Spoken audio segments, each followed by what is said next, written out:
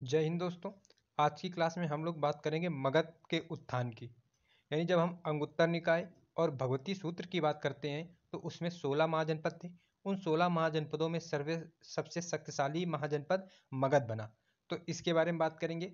और अगर हम बात करें कि मगध महाजनपद बना कैसे, तो जब वैदिक सभ्यता हम लोग पढ़ते हैं तो उसमें हम लोग पढ़ते हैं परिवार, कुल, वंश, ग्राम, विष, जन, जनपद और महाजनपद।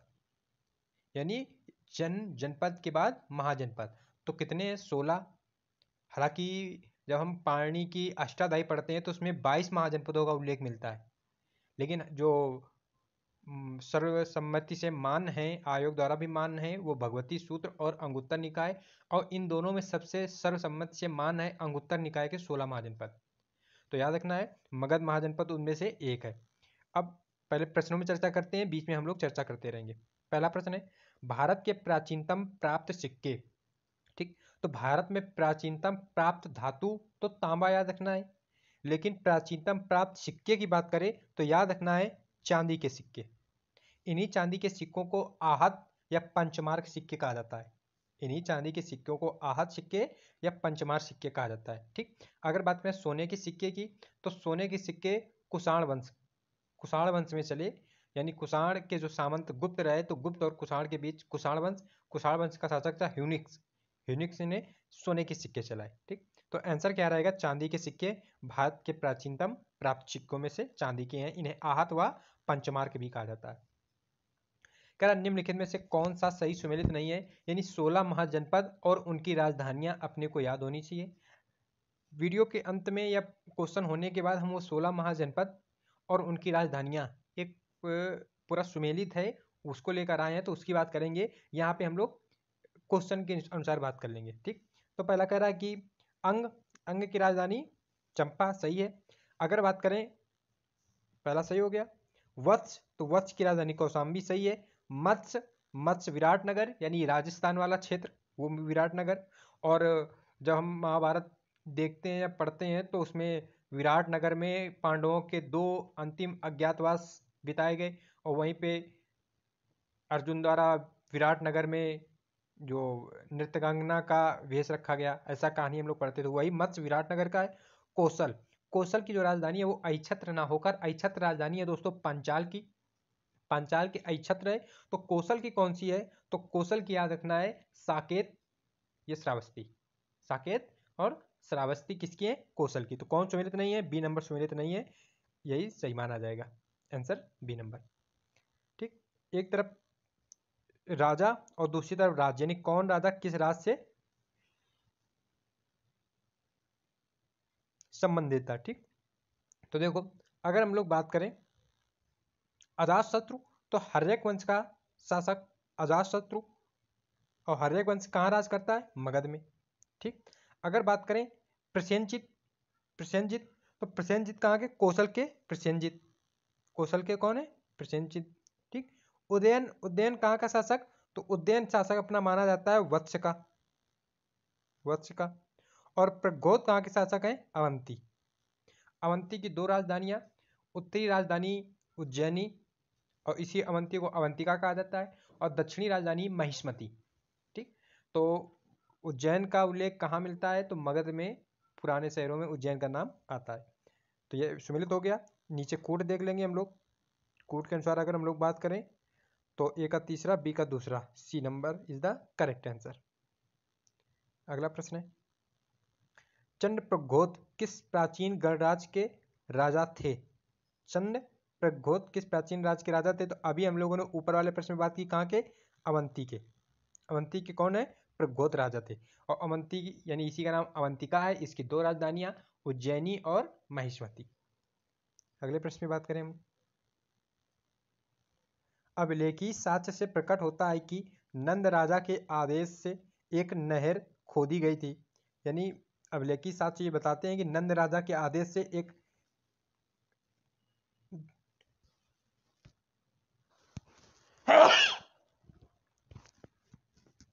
एक नहर खोदी गई थी। वो नहर कहाँ खोदी गई थी? तो याद रखना कलिंग में खोदी गई थी। ठीक, अब नंद राजा की बात करें हम लोग तो खारवेल का हाथी गुम्फा अभिलेख हम लोग पढ़ते हैं। खारवेल का हाथी गुम्फा अभिलेख, तो उसमें क्या है, नंद राजा महापद्मनंद, नंद राजा कौन है, नंद वंश का संस्थापक कौन, महापद्मनंद की जब कलिंग विजय करता है, कलिंग विजय, तो उसमें इसका उल्लेख मिलता है। अगले प्रश्न पे चले हम लोग। उज्जैन का प्राचीन नाम तो याद रखना है अवंतिका, सी नंबर। अगला प्रश्न है, पाटलिपुत्र के संस्थापक कौन है, तो पाटलिपुत्र के संस्थापक माने जाते हैं उदयन। पाटलिपुत्र के संस्थापक कौन है, उदयन है, ए नंबर। और उदयन किस वंश का शासक है, तो हर्यक वंश का। हर्यक वंश का संस्थापक कौन, तो भट्टी। और वास्तविक संस्थापक अजातशत्रु। अजातशत्रु के बाद उदयन, उदयन के बाद अनिरुद्ध, अनिरुद्ध के बाद मुंड, मुंड के बाद नागदशक, और नागदशक की हत्या कर देता है शिशुनाग, और मगध में नंदवंश की, नागवंश की स्थापना करता है। ठीक, अगले प्रश्न पे चले हम लोग।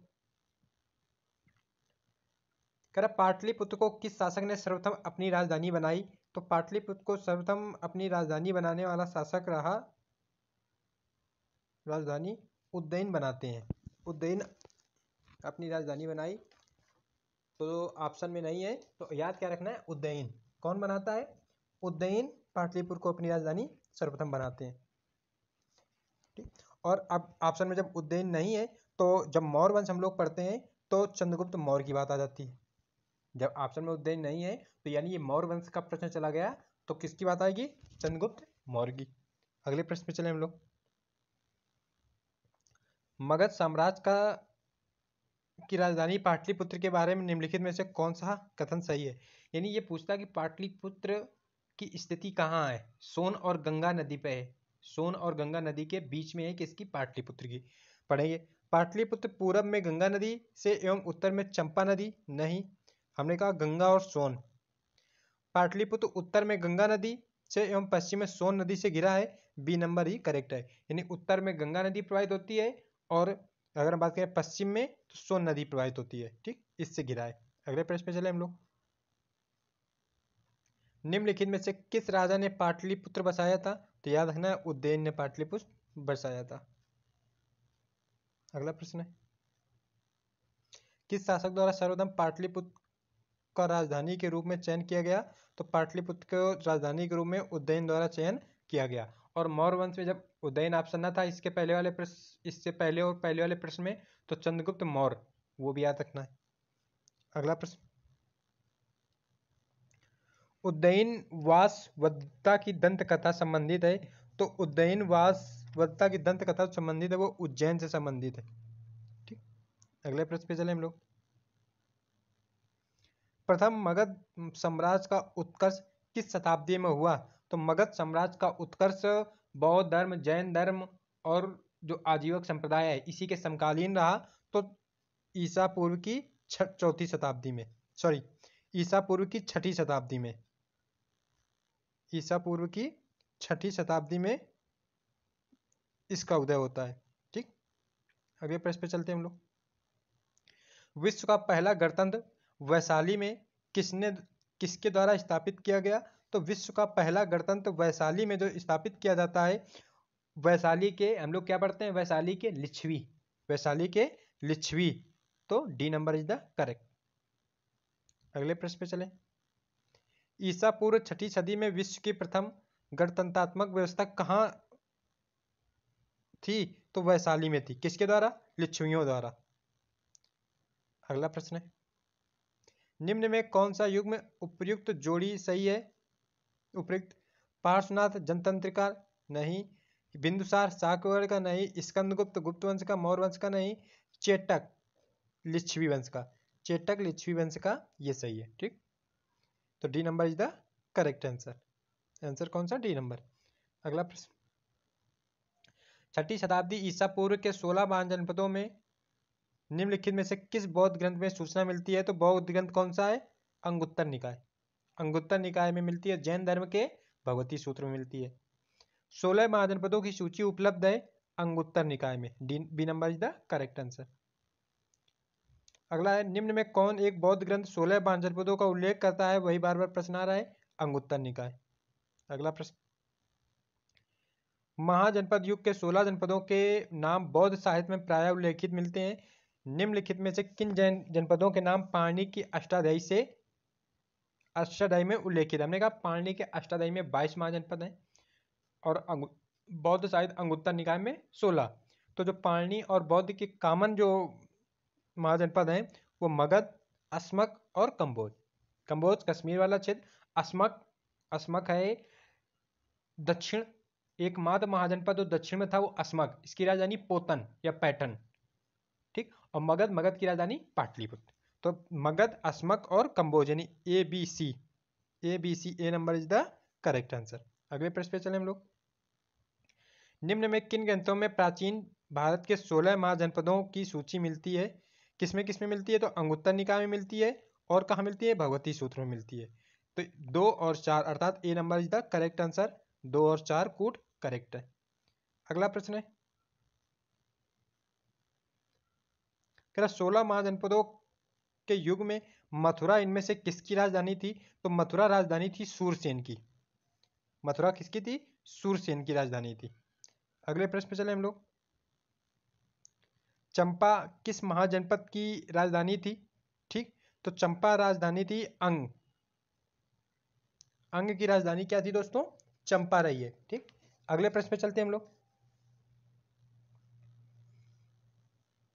कह रहे 6ठी शताब्दी ईसा पूर्व में सूक्ष्मती किसकी राजधानी थी? तो एकमात्र महाजनपद जो बुंदेलखंड क्षेत्र में स्थित था, यानी बांदा वाले क्षेत्र में स्थित था, नाम था चेंदी की राजधानी क्या रही है? सूक्ष्मती, ठीक। अगले प्रश्न पे चलते हैं। यहीं पे अगर हम बात करें कुरु की राजधानी, तो कुरु की राजधानी इंद्रप्रस्थ हस्तिनापुर।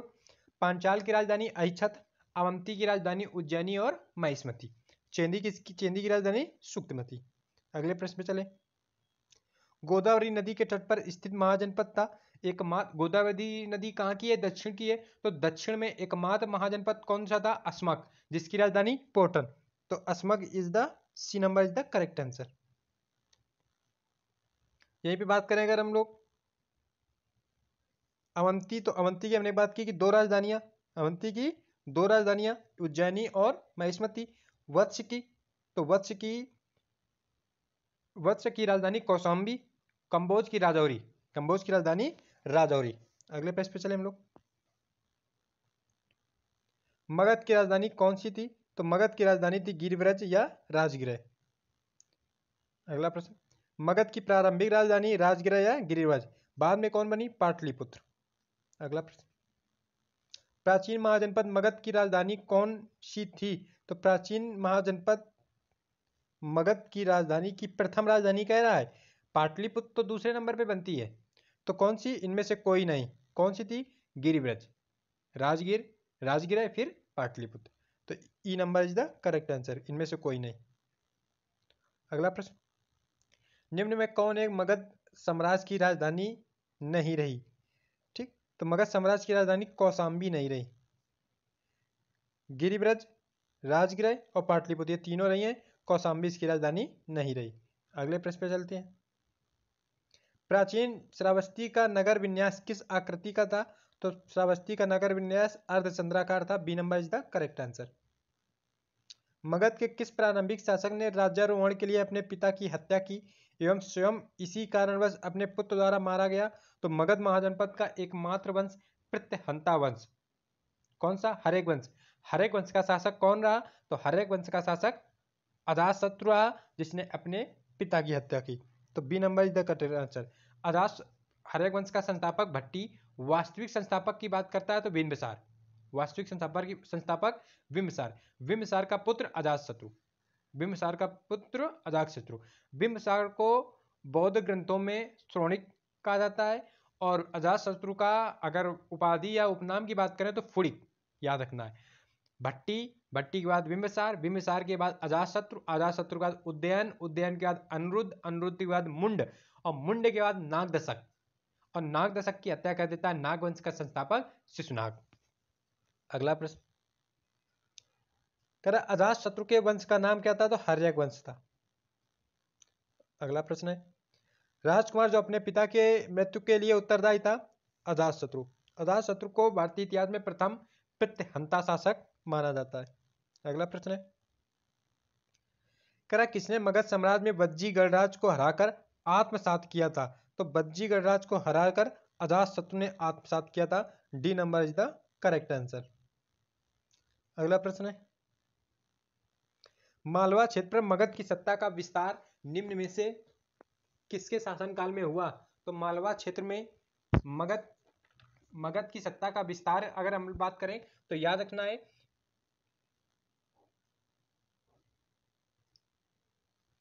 नाग वंश का संस्थापक शिशुनाग के समय यह कार्य होता है। अगले प्रश्न पे चलते हैं हम लोग। मगध में नंद वंश का संस्थापक कौन है? तो मगध में नंद वंश का संस्थापक है महापद्म नंद। महापद्म नंद किसका संस्थापक है? नंद वंश का संस्थापक है। ठीक, और महापद्म नंद को सर्वे क्षत्रांतक यानी सभी क्षत्रियों का नाश करने वाला की उपाधि भी है। अगला प्रश्न, कह रहा मगध का कौन सा सम्राट अपरोप परशुराम या सर्वे क्षत्रांतक, जो उपाधि परशुराम ने ली थी कि धरती से सभी क्षत्रियों का नाश कर देंगे, अंत कर देंगे, वही उपाधि लेने वाला कौन था? महापद्म नंद। किस वंश का है? तो नंद वंश का है, अर्थात D number is the correct answer. अगला प्रश्न है,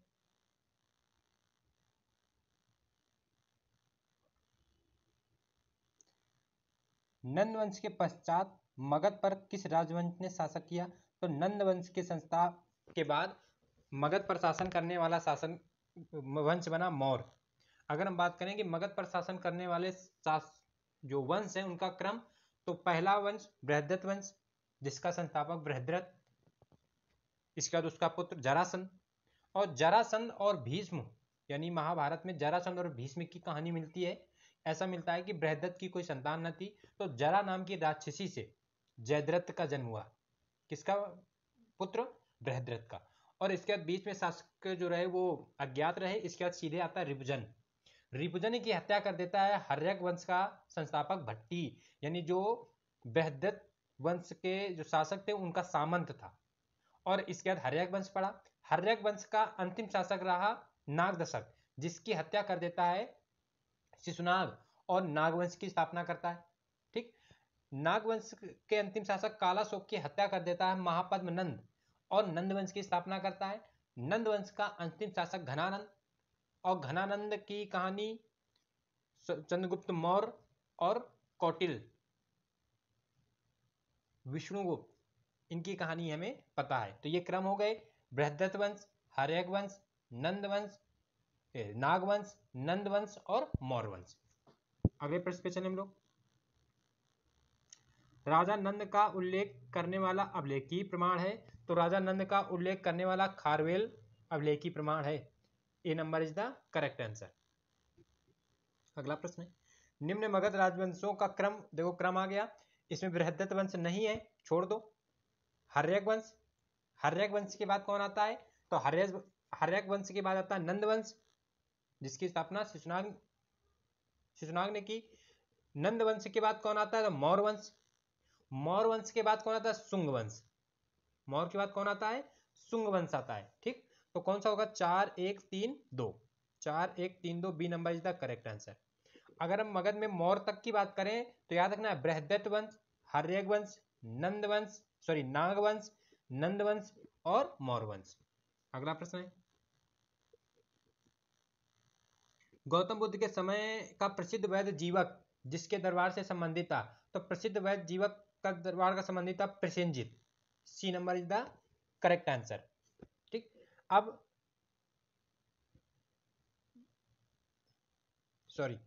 प्रसेनजित बीमार पड़ा। इसके इलाज के लिए वैद्य जीवक को भेजा था। किसने भेजा था? बिंबिसार ने। यहाँ भी थोड़ा सा इसको सही करेंगे हम लोग, प्रसेनजित ना करके, क्योंकि अगर बिंदुसार ऑप्शन में ना होता तो फिर प्रसेनजित सही कर देते। लेकिन किसके दरबार में रहा? तो प्रसेन जो जीवक वैद्य है वो बिंबिसार के दरबार में था। और जब प्रसेनजित बीमार पड़ा तो बिंबिसार ने दोस्ती के लिए, संधि के लिए अपना वैद्य भेजा था। अगले प्रश्न पे चलते हैं हम लोग। निम्नलिखित कथन ए और बी को पढ़ें और नीचे दिए गए कूटों में सही उत्तर का चयन करें। विश्व के सभी भागों में ईसवी पूर्व 6वीं शताब्दी तक एक महान धार्मिक उथल पुथल का काल था। बिल्कुल था।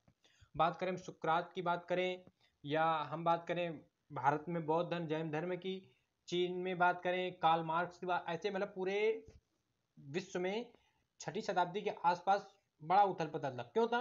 क्योंकि वैदिक जो कर्मकांड है, ये वैदिक सभ्यता था, उसका प्रभाव ज्यादा हो रहा था, क्रूतियां ज्यादा आ रही थी, वैदिक अंधविश्वास ज्यादा आ रहा था। तो नीचे ऑप्शन है वैदिक धर्म बहुत जटिल हो चुका था। बिल्कुल बहुत ज्यादा ही जटिल हो चुका था। दोनों बातें सही हैं। कोट में देखेंगे ए और बी दोनों सही, B number is the correct answer. अगला प्रश्न है कालपी नगर किस नदी के तट पर है? तो कालपी नगर अपना यमुना नदी के तट पर है। अगला प्रश्न है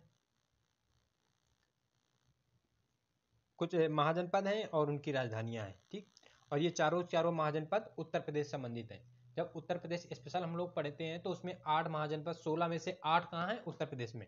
उन 8 में से 4 ये हैं। कुरु, कुरु की राजधानी कौन सी है दोस्तों? तो याद रखना है इंद्रप्रस्थ।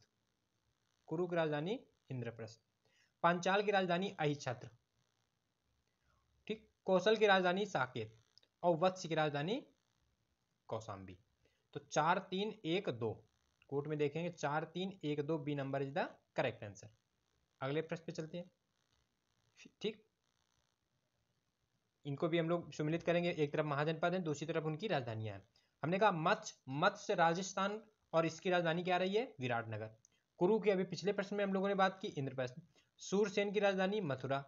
और अस्मक 16 महाजनपदों में एकमात्र महाजनपद जो कहाँ स्थित था? दक्षिण में स्थित था, गोदावरी के नदी के तट पर स्थित था, उसकी राजधानी पोतन या पोठन, दोनों याद रखना है। अगला प्रश्न पे चलते हैं, सम्मिलित पे देख लें। 4 नहीं 3 4 1 2, 3 4 1 2 C number is the correct कूट होगा। अगले प्रश्न पे चले हम लोग, ठीक। कौन कह रहा है सुमेलित नहीं है? तो देखो अगर हम बात करें कंबोज, तो राजपुर, हाटक, राजौरी, कंबोज जम्मू कश्मीर का क्षेत्र, सही है।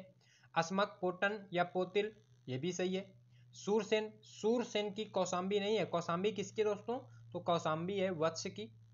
और सूरसेन की कौन सी है? तो मथुरा, मथुरा की कौन है? सूरसेन। और कौशल की बात करें तो कौशल की श्रावस्ती अपनी जगह सही है। तो कौन सुमिलित नहीं है? C number is the not correct answer. अब यहाँ पे प्रश्न अपने खत्म होते हैं, लेकिन हम जैसा कि आपसे बताया कि 16 महाजनपद में कहाँ कहाँ थे, कौन कौन से थे, उनकी बात करते हैं। तो देखो कुरु, कुरु वाला क्षेत्र यानी कुरु की राजधानी कौन सी? इंद्रप्रस्थ, हस्तिनापुर। कौन सा क्षेत्र है? मेरठ, दिल्ली, थानेश्वर, थानेश्वर हरियाणा वाला क्षेत्र, ठीक। राजधानी कौन सी? इंद्रप्रस्थ।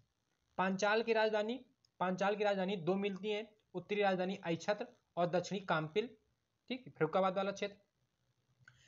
वर्तमान में क्षेत्र कौन सा है? बरेली, बदायूं तथा फरुखाबाद। अगर बात करें सूरसेन, तो सूरसेन वाला क्षेत्र है मथुरा वाला क्षेत्र, राजधानी मथुरा। वत्स की बात करें तो प्रयागराज वाला क्षेत्र, प्रयागराज बांदा वाला यानी कौशाम्बी। कौशल की बात करें अवध वाला क्षेत्र है कौशल, कौशल का, इसकी राजधानी है साकेत, श्रावस्ती। बात करें मल्ल, ठीक है, तो मल्ल की राजधानी हो जाती है कुशीनगर, कुशीनगर या पावा। वर्तमान में कौन सा क्षेत्र है? तो देवरिया कुशीनगर वाला क्षेत्र मल्ल का था। काशी की राजधानी याद रखना है वाराणसी, वाराणसी वर्तमान वाला क्षेत्र। अंग, चंपा कहाँ के थे? अंग के थे, यानी भागलपुर मुंगेर वाला क्षेत्र चंपा। मगध की बात करें तो मगध जो सबसे शक्तिशाली महाजनपद बना, दक्षिणी बिहार, पटना व गया जिला वाला क्षेत्र। राजधानी गिरिव्रज, राजगृह और अगले प्रश्न पे चले। मगध को मगधपुरी भी कहा जाता है, बृहदपुरी, मगधपुरी। वज्जी की बात करें, वज्जी संघ, तो वज्जी संघ वर्तमान का जो है मुजफ्फरनगर, मुजफ्फरपुर, दरभंगा। राजधानी मिथिला, वैशाली व जनकपुरी। चेंदी जो एकमात्र महाजनपद जो बुंदेलखंड में स्थित था, कौन सा? चेंदी। राजधानी सूक्तमती, क्षेत्र बुंदेलखंड वाला। जो हमने कहा मत्स्य, मत्स्य कहाँ का था? ये मत्स्य था विराटनगर, राजस्थान वाला क्षेत्र, जयपुर वाला। अस्मक, गोदावरी नदी घाटी, गोदावरी यानी आंध्र प्रदेश, राजधानी पोटन या पोटिल। अवंती, अवंती की हमने दो राजधानियां बताई थी, यानी पश्चिमी तथा मध्य मालवा क्षेत्र मध्य प्रदेश का। उत्तरी राजधानी उज्जैनी, दक्षिणी राजधानी महेश्वरी। अवंती को अवंतिका भी कहा जाता है। गांधार, गांधार, गांधार वनी वर्तमान का पाकिस्तान वाला क्षेत्र, पेशावर, रावलपिंडी, राजधानी तक्षशिला। कंबोज, कंबोज राजपुर, हाटक, राजौरी, यानी जम्मू कश्मीर वाला क्षेत्र, राजौरी हजारा वाला दक्षिणी पश्चिमी कश्मीर वाला क्षेत्र, ठीक। ये 16 के 16 महाजनपद अपने होते हैं। और हम लोगों ने समथिंग 47 48 प्रश्नों की चर्चा की है, यानी महाजनपद काल और मगध के उत्थान से संबंधित आपकी आरओ परीक्षा में इससे बाहर प्रश्न नहीं बनेगा। और बाकी जो प्रश्न बनता है तो वो व्याख्या में भी बनता है, तो उसकी भी हम लोगों ने चर्चा की। ठीक, तो दोस्तों मिलते हैं नेक्स्ट वीडियो पे, तब तक के लिए नमस्कार, जय हिंद, वंदे मातरम।